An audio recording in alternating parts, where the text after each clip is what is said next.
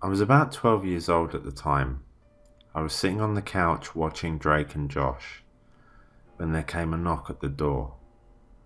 My mum wasn't home at the time, so I decided to turn the TV off and just remain quiet.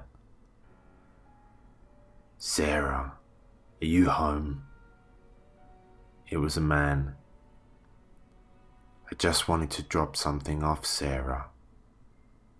I stayed quiet. "Sarah, open the damn door. I'm not going to hurt you." At this point I was scared. Even as a 12-year-old, when someone says they're not going to hurt you, there's generally something they did in the past that would prompt them to reassure you that you would be safe with them, right? He started rattling the door handle. "I swear to God, I'll break this door down. You've been ignoring my calls, my texts. You cannot run from me, Sarah." He began pounding and kicking at the door. I ran to the bathroom because it was the only door with a lock, and I hid in the bathtub with the curtain drawn. I decided to take my bath gun. I hadn't outgrown playing with toys during bath time yet, okay? And I put a little bit of water in it and a little shampoo in it. And at that point, I heard what sounded like splitting wood and then footsteps in my living room. I heard him go from room to room, all the while yelling, "Sarah, you can't ignore me now, you bitch." Finally, he came to the bathroom door and tried the handle. "Oh, so you're in there, Sarah." More pounding at the door. He kicked the door in and stood still for a few long moments before ripping open the curtain and peering down at me. He had a sad attempt at facial hair and a black hooded sweatshirt with black jeans, black shoes, and he held a brown bag in one of his tattoo-covered hands. Then he said something. "Oh, even better. I've seen you around before. You're Sarah's daughter. So sweet."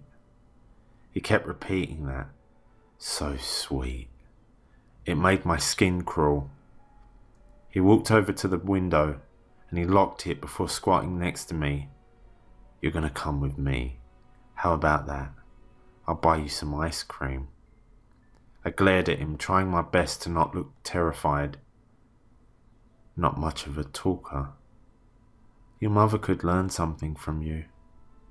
He reached his hand out and rested it on my shoulder, and in one quick motion I pulled my squirt gun from under my leg and began spraying it in his face.